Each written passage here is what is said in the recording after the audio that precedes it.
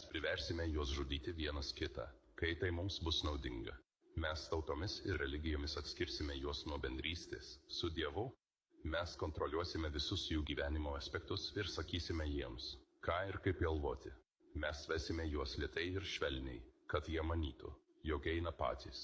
Mes pakurstysime priešiškumą tarp jų, juos suskaldydami.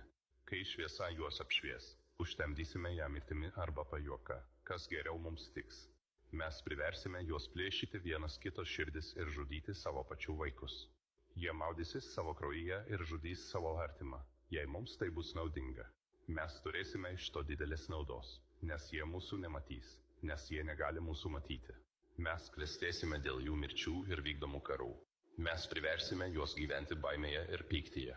Kad tai pasiektume, panaudosime visus jų įrankius. Įrankius jie sukurs savo darbu.